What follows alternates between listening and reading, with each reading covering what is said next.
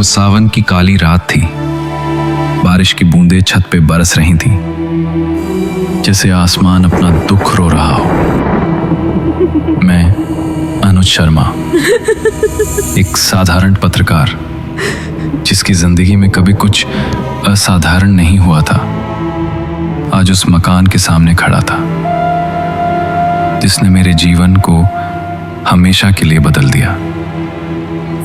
पुरानी हवेली नंबर 27, जिसे लोग यमदूत की हवेली भी कहते थे, शहर के सबसे पुराने इलाके में वो स्थित थी, जहां हर कोई जाने से डरता था। मेरे एडिटर ने मुझे इस हवेली पर एक फीचर लिखने का काम सौंपा था, क्योंकि पिछले 3 महीनों में यहां से गुजरने वाले 5 लोग लापता हो गए थे। मैं अपने साथ सिर्फ एक कैमरा, रिकॉर्डर और एक छोटी सी डायरी लेकर आया था, ये सोचकर कि यह सिर्फ एक रात की बात है, सुबह होते ही मैं वापस लौट जाऊंगा। लेकिन मुझे क्या पता था कि इस हवेली में जो राज छिपे हैं वे मेरे सबसे बुरी कल्पनाओं से भी परे हैं। जैसे ही मैंने हवेली के चंग खाए लोहे के गेट को धकेला, एक अजीब सी आवाज आई, जैसे कोई दर्द से कराह रहा हो। मैंने अपने आप को समझाया कि ये सिर्फ हवा का शोर है, लेकिन मेरे अंदर का डर मुझे बता रहा था कि ये कुछ और है। हवेली का मुख्य दरवाजा आधा खुला था, जैसे कोई मेरा इंतजार कर रहा हो। अंदर का नजारा देखकर मेरी रूह कांप गई। पुराने जमाने का फर्नीचर धूल से अटा पड़ा था। दीवारों पर लटके तस्वीरों में से कुछ चेहरे मिटे हुए थे और एक कोने में एक पुराना ग्रामोफोन था, जिससे धीमी दर्दनाक संगीत की आवाज आ रही थी। हालांकि वो चालू नहीं था। मैंने अपना कैमरा निकाला और कुछ तस्वीरें खींचने लगा।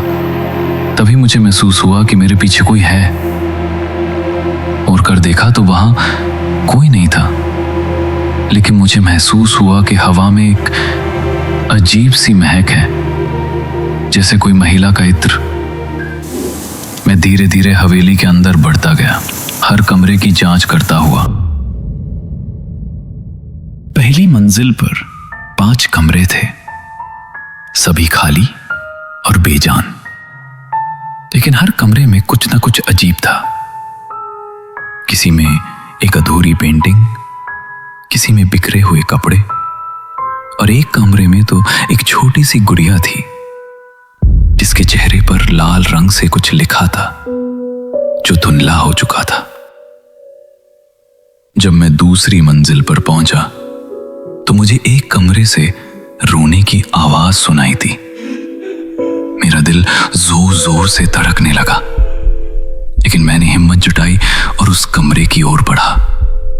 दरवाजा खोलते ही मेरी आंखें फटी की फटी रह गईं। कमरे के बीचों बीच एक औरत बैठी थी।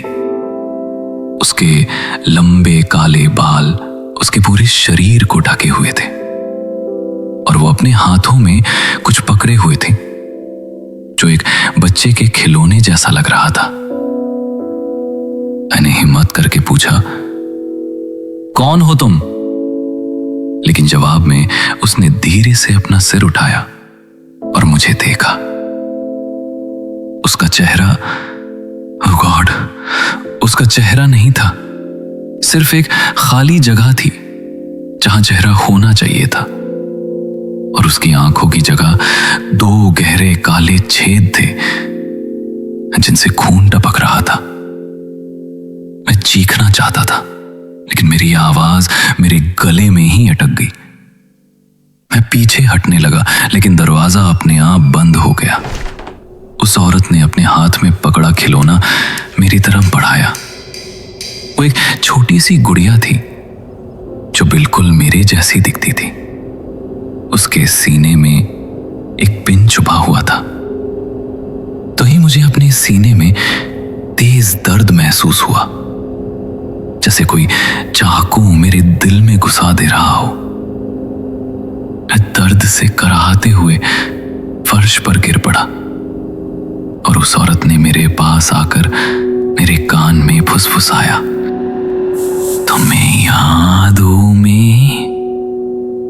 नहीं, लेकिन मैं तुम्हें कभी नहीं भूली अनुज शर्मा।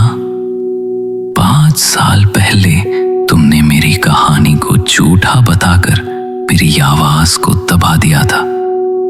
तुम्हारी वजह से मेरे साथ जो हुआ उसका न्याय नहीं मिला और मैंने अपनी जान ले दी।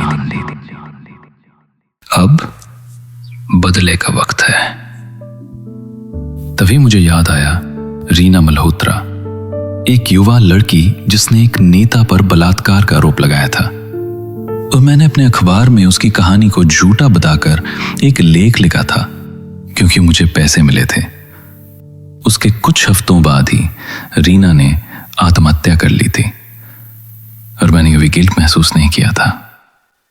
लेकिन अब वो मेरे सामने थी, मृत्यु के बाद भी जीवित, अपना बदला लेने के लिए। मैंने उससे माफी मांगनी चाहिए, लेकिन मेरे मुंह से खून निकलने लगा था। रीना ने मुस्कुराते हुए कहा, देर हो चुकी है अनुज। तुम्हारे जैसे 4 और लोग हैं जिन्होंने मेरी मौत में हाथ बटाया था। वे सब यही हैं मेरे साथ हमेशा के लिए, और अब तुम भी। उसने अपने हाथ से इशारा किया और मैंने देखा कि कमरे के चारों कोनों में 4 लोग खड़े थे। उनके चेहरे भी गायब थे और वे सभी मेरी तरफ पड़ने लगे। मैंने अपनी आखिरी ताकत जमा की और दरवाजे की तरफ दौड़ा, लेकिन जैसे ही मैंने दरवाजा खोला मैं खुद को हवेली के बाहर नहीं बल्कि एक अंधेरे तहखाने में पाया। वहां 5 ताबूत रखे थे, जिनमें से 4 पर नाम लिखे थे, वही नाम जो पिछले 3 महीनों में लापता हुए लोगों के थे। 5वां ताबूत खाली था और उस पर मेरा नाम लिखा था। मैं चीखा, चिल्लाया, लेकिन मेरी आवाज किसी ने नहीं सुनी। रीना अब मेरे पीछे खड़ी थी, उसके हाथ में एक चाकू था। उसने धीरे से कहा, हर अन्याय का बदला लिया जाता है अनुज, कभी ना कभी, किसी ना किसी रूप में। आज तुम्हारी बारी है। और फिर अंधेरा छा गया।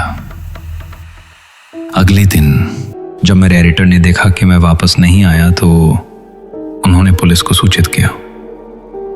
पुलिस ने हवेली की तलाशी ली, लेकिन मैं नहीं मिला। सिर्फ मिला कैमरा और डायरी मिली, जिसमें मैंने अपने अंतिम क्षणों के बारे में लिखा था। 1 हफ्ते बाद एक दूसरे पत्रकार को उसी हवेली पर एक फीचर लिखने का काम सौंपा गया। उसने हवेली के बारे में जानकारी इकट्ठा करते हुए पता लगाया कि यह हवेली रीना मल्होत्रा के परिवार की थी, जिसे उसकी मौत के बाद छोड़ दिया गया था।